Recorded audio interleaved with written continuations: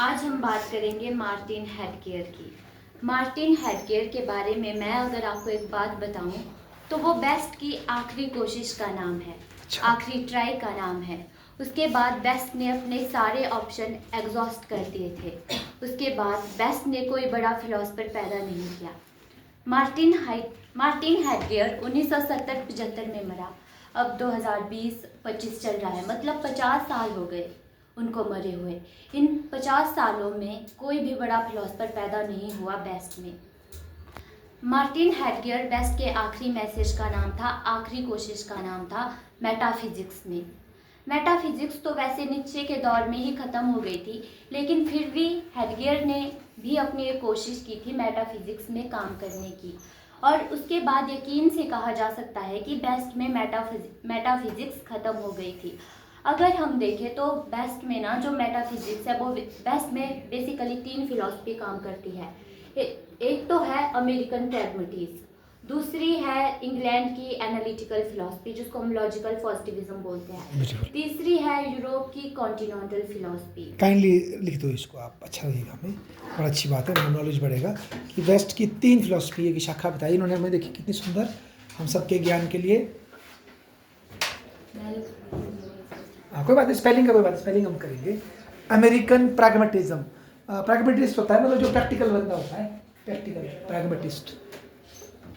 शर्मा जी बताएंगे इसका अर्थ। प्रैग्मेटिस्ट क्या था शर्मा जी? प्रैग्मेटिस्ट, हाँ, व्यवहारिक, बिल्कुल सही, बहुत ब्यूटीफुल। नंबर 2, देखिए आपको पूरी वेस्ट की फिलोसफी समझा दी, इनमें 3 स्कूल है उनके। फिर है इंग्लिश, इंग्लैंड का लॉजिकल हाँ एनालिटिकल फिलोसफी। ये डेविड ह्यूम और इस तरह के जो बंदे पहले से शुरू हो रही है ये, ठीक है ना, जो इंद्रियों को मानते थे तब से शुरू हो रही है। फिर लास्ट में आपने इन कई बच्चों ने एजे एयर पढ़ाया हमारे को, वो लास्ट फेमस इनका वो था, क्या था, एनालिटिकल फिलोसफर। ठीक है, बहुत बढ़िया, ठीक है, उसमें कल्मिनेट हुआ, ये सही बात है। और तीसरा है जो आप हबरमास और सब पढ़ रहे हैं, ये आते हैं यूरोप की कॉन्टिनेंटल फिलोसफी। कॉन्टिनेंटल क्या हुआ? यूरोप महाद्वीप, इंग्लैंड देखा होगा आपने, वो अलग है, उसको छोड़ के जो यूरोप का हिस्सा जो है उसको बोलते हैं कॉन्टिनेंटल। समझे आप? फिलोसफी, ब्यूटीफुल, बहुत ही बढ़िया बेटे, आगे बढ़ो, शाबाश। अगर हम बात करें अमेरिकन प्रैग्मेटिज्म की, तो ये तो मेटाफिजिक्स में बिलीव नहीं करते थे। अच्छा। क्योंकि अमेरिका तो एक कैपिटलिस्ट कंट्री है, ये तो रिटर्न की बात करती है। ये बोलते हैं कि आप ये मत सोचिए कि सच क्या है, आप इसके बारे में सोचिए कि सही क्या है। जैसे अगर आपको ज़्यादा ही फिलॉसफी का शौक है तो आप उन चीज़ों पे चर्चा कीजिए जिनका कुछ नतीजा निकलता है। जैसे अगर करंट टाइम के बाद डेमोक्रेसी क्या है, ऐसी इन चीज़ों पर आप चर्चा कीजिए जिन चीज़ों के नतीजे निकले। फिर अगर हम बात करें इंग्लैंड की एनालिटिकल फिलॉसफी की, तो इन्होंने तो लॉजिक पर ज़्यादा जोर दिया। लॉजिक को, जैसे एजे एयर थे, इन्होंने बहुत ज़्यादा लंबा खींचा। कई और भी थे जैसे अल्फ्रेड नॉर्थ वाइट हेड और बर्ट्रेड रसल, ये कई सारे थिंकर थे जो जिन्होंने लॉजिकल पॉजिटिविज्म की बात की थी। तो ये तो एम्पिरिसिस्ट थे, ये कहते थे कि जो चीज़ें नज़र आती है, सेंस में होती है, उन्हीं पे बिलीव करना चाहिए, मेटाफिजिक्स में बिलीव नहीं करना चाहिए। तीसरे थे जो यूरोप की कॉन्टिनेंटल फिलॉसफी। हाँ, इन्होंने मेटाफिजिक्स की बात की थी। जर्मनी आइडियोलॉजी में जैसे क्रिकेगार्ड थे, इन सब ने मेटाफिजिक्स की थोड़ी बहुत बात की थी। लेकिन इनमें आखिरी जो फिलॉसफर था वो थे हेडगेयर। उसके बाद कोई ऐसा फिलॉसफर पैदा नहीं हुआ जिसने मेटाफिजिक्स के बारे में बात की या मेटाफिजिक्स में कोई नया रंग भरा। हाँ, हेडगेयर के बाद भी कुछ बड़े फिलॉसफर पैदा हुए जैसे डेरिडा थे, फूको है, लेकिन इन लोगों ने कोई नई फिलॉसफी नहीं दी थी। हेडगेयर ने जो अपनी फिलॉसफी दी थी ना, उसका मतलब सब्जेक्ट ही चेंज कर दिया था। एक ऐसे सब्जेक्ट पर उन्होंने फिलॉसफी दी थी जिस पर किसी ने नहीं दी थी। हेडगेयर की जो फिलॉसफी का टॉपिक था वो था बीइंग। मेटाफिजिक्स पे थोड़ी बहुत बात हेडगेयर से पहले निश्चय ने की थी, क्रिकेगार्ड ने की थी, लेकिन 99% जो फिलॉसफी दी थी वो हेडगेयर ने दी थी। हेडगेयर जो उनका टॉपिक था बीइंग, उसने बीइंग पर फिलॉसफी दी और बीइंग से एक नई मेटाफिजिक्स शुरू करने की कोशिश की। हेडगेयर ने बीइंग पर काम किया कि होना किसे कहते हैं। वो बोलते हैं जो बीइंग है ना, इस दुनिया को, इस कायनात को बीइंग कहते हैं, मुझे ह्यूमन बीइंग को बीइंग कहते हैं। ये जो छोटी छोटी चीज़ें हैं, ये सारी चीज़ें, इनको बीइंग कहते हैं। इस पर कभी किसी फिलोसफर ने काम नहीं किया था।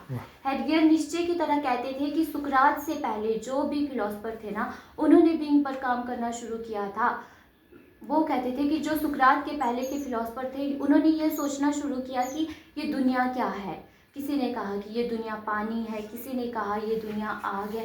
उन्होंने इसके बारे में सोचना शुरू किया था। एक मिनट में इसमें थोड़ा सा डालता हूँ। आप बहुत अच्छी बात बोली। ये हमारे यूनिवर्सिटी के सिलेबस का दुर्भाग्य है।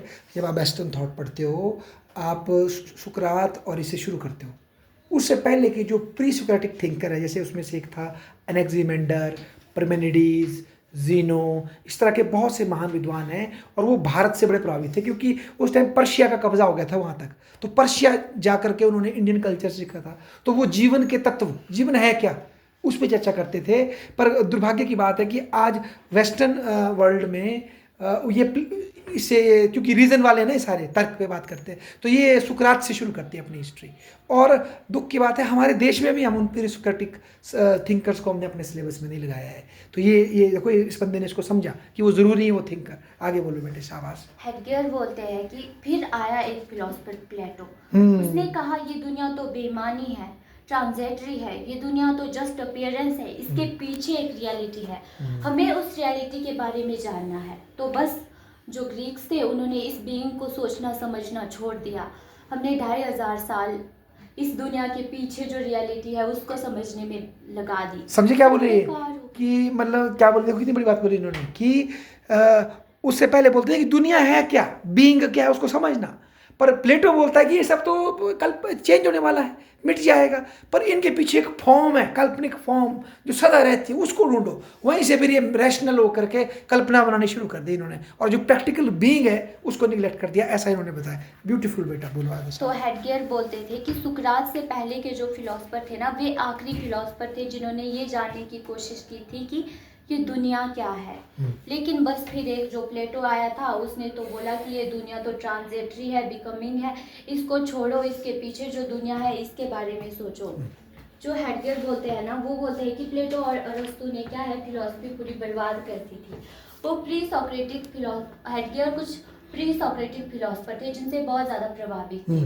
अनेक्सिमेंडर, हेराक्लाइटस, परमेनिडीज। ये हेडगियर समझता था कि इन्होंने बीइंग को जानने की कोशिश की थी। ये समझता था कि प्लेटो ने हमें जिस रास्ते पर लगाया है ना, वो तो कुछ अलग ही रास्ता है। अपीयरेंस और डिवाइड की एक अलग दुनिया क्रिएट कर दी है प्लेटो ने। वो बोलता है कि नहीं नहीं, ये दुनिया तो मतलब प्लेटो बोलता था कि ये दुनिया तो अपीयरेंस है, इसके पीछे रियलिटी है, और हम 2500 साल इसी चक्कर में लगे रहे। हेडगियर बोलते हैं कि अगर आप प्लेटो से शुरू करेंगे तो जाहिर सी बात है, नेचुरल सी बात है, आप निश्चय पे ही पहुंचेंगे। अगर मतलब प्लेटो से शुरू करते हैं तो एक निश्चय पैदा होगा ही जो कहेगा कि गॉड इज डेड, यानी हम नाइलिज्म में एंटर हो जाएंगे। और तब हमें पता चलेगा कि यार हमें ना तो खुदा मिला, ना तो हमें खुद ही मिली। बहुत ब्यूटीफुल। तो ये समझता था कि प्लेटो के पीछे तो हमने लगकर मतलब अपने 2500 साल बर्बाद कर दिए। और जो हेडगियर था ना, वो निश्चय से बहुत ज़्यादा प्रभावित था। जैसे अपनी ज़िंदगी में जब वो 50 साल का हुआ, उससे पहले तो नहीं प्रभावित था, उसके बाद वो निश्चय से प्रभावित था। उसने निश्चय को 10 सालों तक पढ़ा, और उसने ऐसा पढ़ा, उसने बोला कि हम निश्चय को ढंग से पढ़ ही नहीं सकते, हमें निश्चय को पढ़ना ही नहीं आता है। वो बोलता है कि निश्चय ही एक ऐसा फिलोसफर है जिसने इंसान को बहुत ही अच्छे ढंग से समझा। इंसान को इतने अच्छे ढंग से कोई समझ ही नहीं सकता।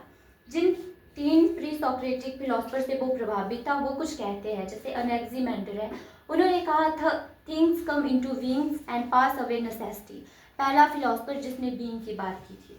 हेराक्लाइटस कहता है एवरीथिंग इज अ फ्लक्स।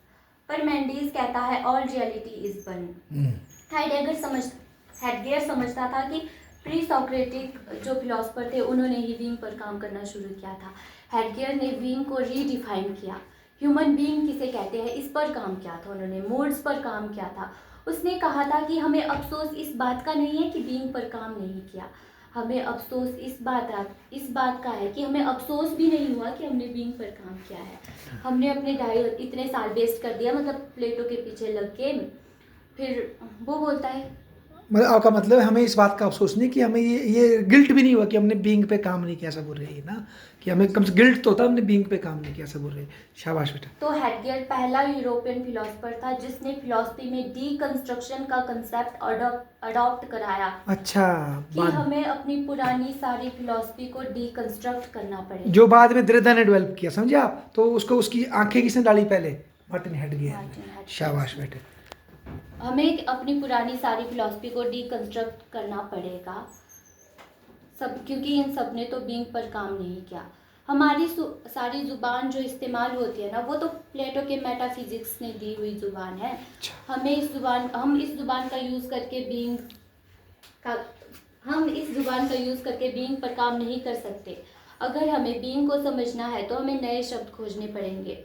तो इसने सारी ज़िंदगी बीइंग पर काम किया, 60 साल तक काम किया कि होना किसे कहते हैं, एग्जिस्टेंस किसे कहते हैं, बीइंगनेस किसे कहते हैं, इसनेस किसे कहते हैं। जाहिर सी बात है कि ये हमें समझा नहीं सका बीइंग क्या होते हैं, क्योंकि बीइंग को डिफाइन करना बहुत ही मुश्किल होता है। इसने रेने डिकार्ड को क्रिटिसाइज किया। 16वीं सदी का फ्रेंच फिलोसफर था जिसने सब्जेक्ट और ऑब्जेक्ट पर बात की थी। रेने डिकार्ड बोलता था कि I think therefore I am. Headgear ने उसको क्रिटिसाइज किया। इसने कहा नहीं जी, इस दुनिया को ऐसे मत समझो कि आप सब्जेक्ट हो और ये दुनिया ऑब्जेक्ट है, बिल्कुल नहीं। इसने कहा आप चीज़ों को, दुनिया को ऑब्जेक्ट बना रहे हो, आप कोई होशियार हो। ये बोलता है कि आप तो दुनिया को बाहर से बैठ के देख रहे हो, आप इस दुनिया में इन्वेस्ट हो, आप तो इस दुनिया का पार्ट हो। अच्छा, ये नहीं कि मैं और दुनिया, अरे तू भी इसका पार्ट है। सब्जेक्ट ऑब्जेक्ट में डिवाइड कर दिया इस बंदे ने दुनिया को, रेने डेकार्ट ने। रेने डिकार्ड ने जैसे बोला था कि I think therefore I am, तो हेडगेयर बोलता है नहीं, थिंक से पहले हो आप इस दुनिया में, थिंक तो बाद में आता है।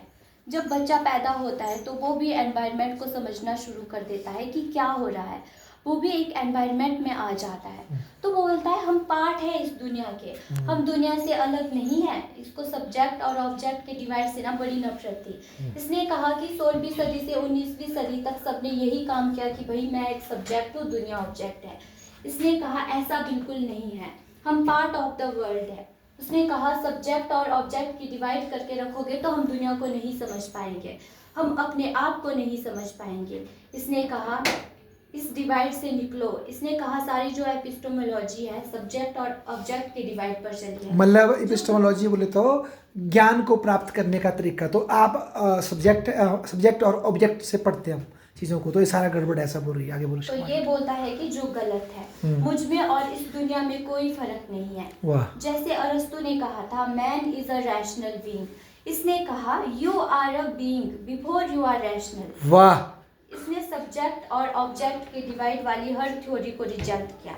ये समझता था कि दुनिया और इंसान एक है। ये बोलता था कि मैं खुश होता हूँ तो मेरे इर्द गिर्द दुनिया खुश होती है, मैं एंजाइटी में होता हूँ तो मेरे इर्द गिर्द दुनिया एंजाइटी में होती है। बहुत बढ़िया।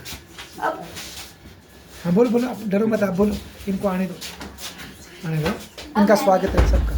अब मैंने इतना बीइंग कर लिया। हाँ। तो ये बीइंग क्या है? हाँ। अब हम बात करते हैं इसी बीइंग की। हाँ। तो ये बोलते हैं कि जो बड़ी बी वाला बीइंग है ना, हाँ। ये दुनिया है। अच्छा। और जो छोटी बी वाला बीइंग है ना, वो है ये सारी चीजें, मतलब अच्छा, जो चीज़ें हैं, ठीक है। तीसरा बीइंग है ह्यूमन बीइंग, जिसको इसने कहा डिजाइन। अच्छा, तो इन तीनों को लिख दो जरा, कष्ट है आपको, इसको मिटा के थोड़ा सा मैं देता हूँ। ये डस्टबिन बहुत ही बढ़िया। जो बच्चे अभी आए, आज हमारी मार्टिन हेडगेयर की एक ज़बरदस्त क्लास हो रही है, तो ये हमें बता रहे हैं। बस काफ़ी है, अब लिखो बीइंग। बहुत बढ़िया, बहुत बढ़िया। 3 बीइंग है, देखो मैं 2 सोचता था, बड़ा बीइंग, छोटा बीइंग। बड़ी बी वाला है अच्छा, दुनिया ना। हाँ दुनिया पूरा लिख दो, बीइंग बड़ा पूरे फीलिंग लो ना। BEING बीइंग, BE, हाँ ये दुनिया जी, दुनिया। अच्छा, सारा इकट्ठी दुनिया ना, दुनिया छोटी बी वाला है, मतलब चीजें जो भी है छोटी। हाँ, लोग या हाँ, चीज़ें, हाँ ठीक है। एंटिटी लिखो इसको बेटा, एंटिटी या हाँ, ENTITY। स्पेलिंग मैटर नहीं करती, बात सही को बस। जो बीइंग है ना वो है ह्यूमन बीइंग। अच्छा, तीसरा जो बी है बीइंग है, ये है ह्यूमन। अच्छा जी, ह्यूमन बीइंग मतलब डिजाइन जिसको बोला है इसने। अच्छा, जो जिसमें रहता है डिज़ाइन में होता है। आ जाओ यार, आज तो कमाल ही हो गया। आ जाओ, नए इतिहास का निर्माण हो गया, इतने बच्चे आए। अच्छा, अभी हम इनको नवाजेंगे जो बच्चे आज कई दिनों बाद आए, इनको हम मालाएं पहनाएंगे आज बड़ी ऐसी प्रेम की। अच्छा जी, तो ये तीसरा है डिजाइन। याद रखो बच्चों, 3 है, 2 नहीं है ना, 3 है। बहुत अच्छी बात है, आगे बोलो बच्चे साहब। इसने कहा था कि अगर हमें डिज़ाइन को समझना है, हाँ। ह्यूमन बीइंग को समझना है, हाँ। तो हमें ना कुछ नए वर्ड खोजने पड़ेंगे, वरना हम तो प्लेटो पे ही चले हुए हैं। अच्छा। डिज़ाइन का मतलब है human being in the world. मैं और ये दुनिया एक है।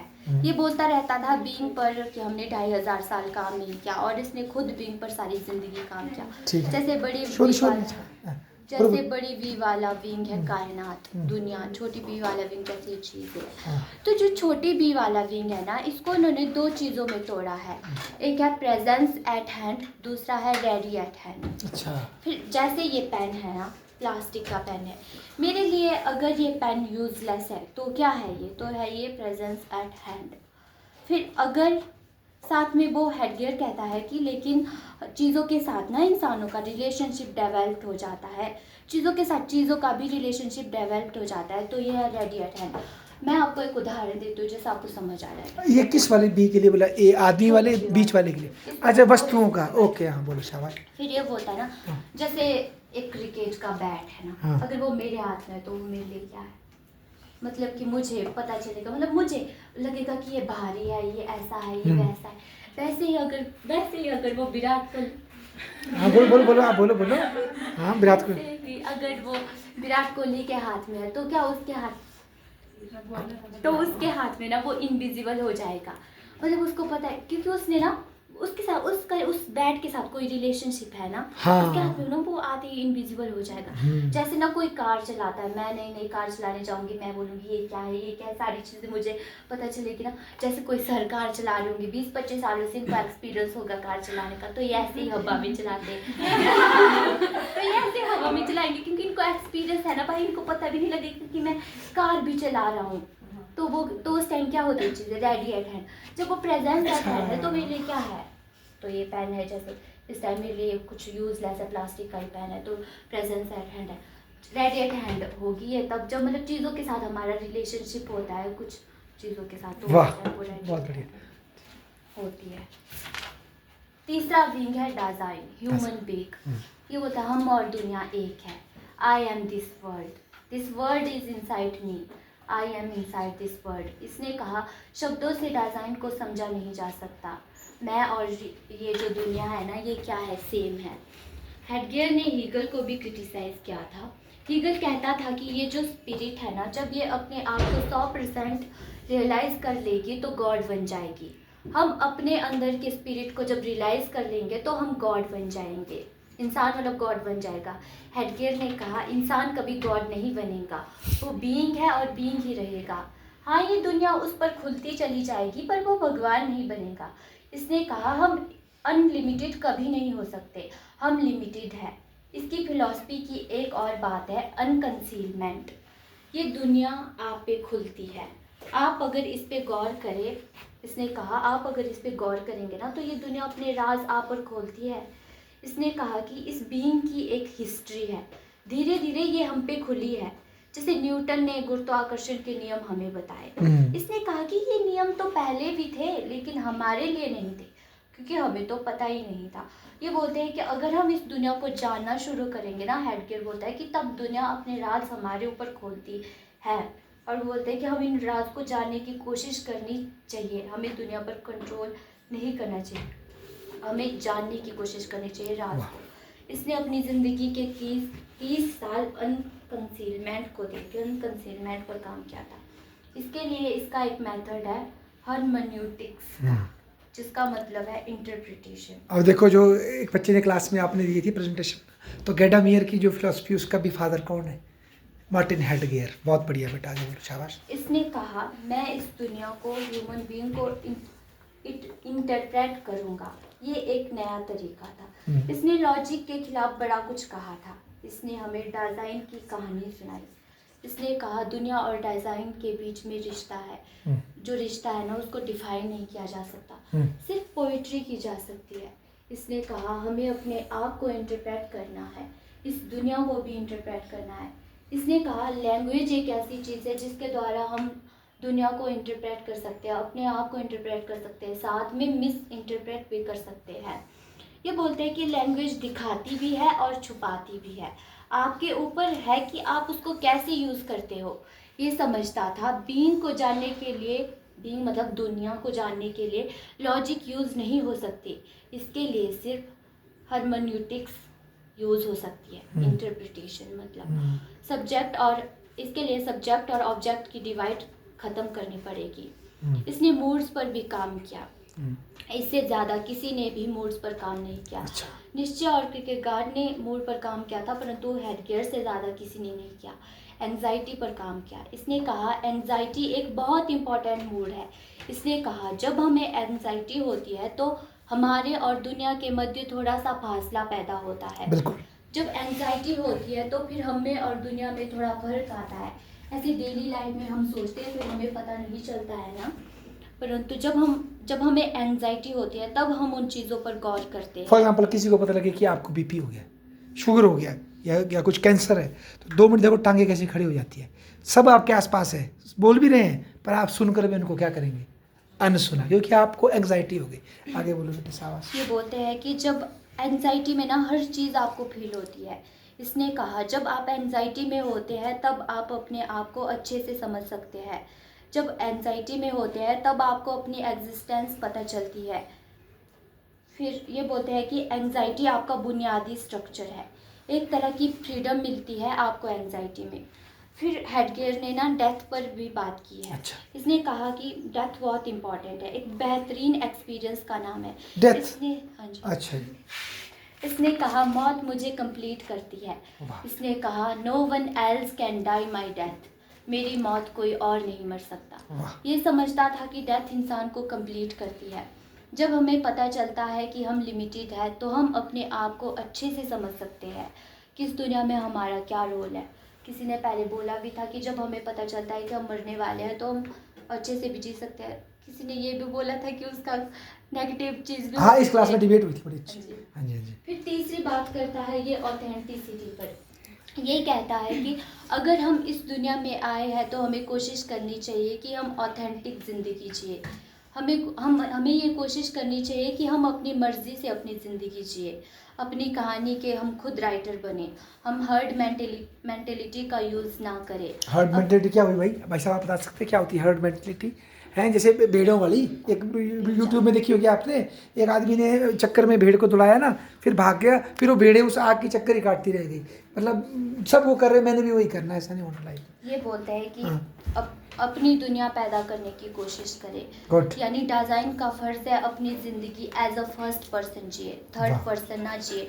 दूसरों के लिए तो आप हमेशा ही थर्ड पर्सन हो, दूसरे तो आपको थर्ड पर्सन की तरह ही देखते हैं ना। जैसे विटगनस्टाइन कहता था कि इंसान को कभी कभी खुद को फर्स्ट पर्सन की तरह देखना चाहिए, कभी कभी खुद को थर्ड पर्सन की तरह देखना चाहिए। कांट कहता था कि आप ऑब्जेक्ट भी है सब्जेक्ट भी है, पर अच्छा। हेडगियर बोलता था कि नहीं, अच्छा। हमें खुद को थर्ड पर्सन की तरह नहीं जीना है, हमें खुद को एज अ फर्स्ट पर्सन जीना है। डोस्टोवेस्की का ये बड़ा फैन था। डोस्टोवेस्की की एक बड़ी मशहूर लाइन है, उन्होंने बोला to go wrong in one's own way is better than to go right in someone else's way. वाह, मतलब अपने तरीके से गलत होना ठीक है बजाय किसी की नकल मारना, है ना। अच्छा। हेडगियर कहता था कि ऑथेंटिक लाइफ जीने की हमें ज़रूरत है। उसने कहा अपने आप को समझने की कोशिश करें, क्योंकि एक ना एक बात सब में होती है, और जो एक बात तुझ में थी वो क्या थी। इसके लिए ज़रूरी है अपनी मौत को भी एक्सेप्ट करें। फिर इन्होंने ज़मीर का भी कॉन्सेप्ट दिया है। इसने कहा कि जब हम कुछ इन ऑथेंटिक चीज़ों में टाइम गुजारते हैं तो हमारे अंदर से एक आवाज़ आती है कि यार हम ये क्या कर रहे हैं। इसने कहा ये कोई खुदा की आवाज़ नहीं होती है, ये हमारी खुद की आवाज़ होती है। वो आवाज़ आपको समझाती है कि आप किन चीज़ों को करने में अपनी ज़िंदगी गंवा रहे हो, पर आमतौर पर कुछ ज़्यादातर लोग इस आवाज़ को दबा देते हैं। ये बोलते हैं कि हमें इस आवाज़ को दबाना नहीं चाहिए। तो हेडगियर ने टाइम का भी कॉन्सेप्ट दिया था। इसने कहा सारा जो बीइंग है वो टाइम है। इसने कहा हम टाइम को कैसे लेते हैं, हम टाइम को ऐसे लेते हैं ना, पास्ट प्रेजेंट फ्यूचर। तो ये कहता है कि नहीं, टाइम एक यूनिटी है। ये कहता था अगर आपको बीइंग को समझना है तो समझ लो टाइम। इसने कहा था कि हमें समझना चाहिए कि हम इस दुनिया में बहुत थोड़े वक्त के लिए हैं। ये कहते हैं कि हमारा टाइम बहुत कम है। बीइंग इज टाइम कहा इसने लैंग्वेज का भी कंसेप्ट दिया था। ये बोलते हैं कि लैंग्वेज हमें चीज़ें बताती भी है और छुपाती भी है। लैंग्वेज एक जिंदा चीज़ का नाम है। हमारे और इस दुनिया के बीच में जो रिलेशनशिप है वो लैंग्वेज पर डिपेंड करती है। इसने कहा हमारी लैंग्वेज बहुत पुरानी हो गई है, हमें नए शब्द खोजने पड़ेंगे ताकि हम इस बीइंग को समझ सके। बीइंग मतलब दुनिया को समझ सके, ह्यूमन बीइंग भी है। और नए शब्द पोएटिक होने चाहिए। ये रियलिटी हम रियलिटी को लैंग्वेज के थ्रू ही समझ सकते हैं, ऐसा बोलते थे। इनको बड़ा अफसोस भी था कि यूरोप में शायरी हार गई और फिलॉसफी जीत गई। प्लेटो ने शायरी के खिलाफ बड़ा कुछ बोला था। हेडगर, ये प्लेटो ही शुरू से अंत तक है, ये प्लेटो को पसंद नहीं करते थे। प्लेटो ने शायरी के खिलाफ बड़ा कुछ बोला था। हेडगर समझता था कि बड़ी बदकिस्मती थी कि यूरोप में शायरी हार गई, शायर हार गए और फिलोसफर जीत गए। इसका मतलब ये है, पता है, हमारे दर्शन में भी जो कवि होता है ना बेटा, कवि को ऋषि माना जाता है। जो कवि होते हैं ना, जो बोल लिखते हैं, वो डायरेक्ट मतलब अनकॉम प्रभु से उसकी डायरेक्ट वो होती है। अगर आपको याद होगा, बहुत समय तक जो वेद थे ना, वो वेद लिखे नहीं गए थे, उसको सिर्फ याद रखते थे, क्योंकि ऐसा मानते थे लिखने से गड़बड़ हो जाएगी, तो याद ही रखते थे उसको, मतलब समझे आप। तो कवि को जो हमेशा भारत में भी कवि को ऊंचा माना गया बहुत, ठीक है। लेखक विद्वान से कवि ऊंचा होता है। आगे बोलो, शाबाश। ये समझता था शायर ज़्यादा बेहतर बीइंग को समझ सकते हैं, दुनिया को ज़्यादा बेहतर ढंग से समझ सकते हैं, फिलोसफर नहीं। किसी ने कहा भी है कि मैं सोच के जिस कोने तक भी पहुंचा, मुझसे पहले वहां एक शायर पहुंचा होता था। शायरों का सच के साथ यूनिक रिश्ता होता है, हेडगर ऐसा मानता है। वाह। पोइट ही हमें इस बीइंग को समझा सकते हैं, हेडगर ऐसा कहता था। और इसने एक द डे का कॉन्सेप्ट भी दिया है, एक ऐसी सामाजिक और कल्चरल फोर्स जो हमारी एग्जिस्टेंस को प्रभावित करती है। ये फोर्स हमें अपने आप पर निर्भर होने से रोकती है और हमें एक सामाजिक और कल्चरल नॉर्म्स के अनुसार जीवन जीने के लिए प्रेरित करती है। इनका एक इंटरव्यू भी बड़ा मशहूर है, मरने के 2-3 साल पहले इन्होंने किया था। तो लोगों ने जब इनसे पूछा था कि आपने हिटलर की पार्टी ज्वाइन क्यों की थी, नाज़ी पार्टी ज्वाइन क्यों की थी, और ना फिर आपने माफ़ी मांगी, तो इन्होंने ना वहाँ पे एक बड़ी मशहूर लाइन बोली थी। इन्होंने बोला था कि only our God can save us. ये बोलते हैं और गॉड कैसे मिलेगा, सिर्फ शायरों को ही भगवान मिल सकते हैं। तो ये क्या है कि अपनी पूरी ज़िंदगी इन्होंने बीइंग पर ही काम किया, लगभग 60 साल से ज़्यादा इन्होंने बीइंग पर काम किया। और ये नो डाउट ये बीइंग को डिफाइन नहीं कर पाए थे, क्योंकि कोई भी बीइंग को डिफाइन नहीं कर सकता है, क्योंकि बीइंग को डिफाइन करना बहुत ज़्यादा मुश्किल है। इनकी कई बुक भी है, जैसे बीइंग एंड टाइम है, एन इंट्रोडक्शन टू मेटाफिजिक्स है, पोइट्री, लैंग्वेज एंड थॉट है, बट इज़ कॉल्ड थिंकिंग है, निश्चय है और कांट भी है। धन्यवाद।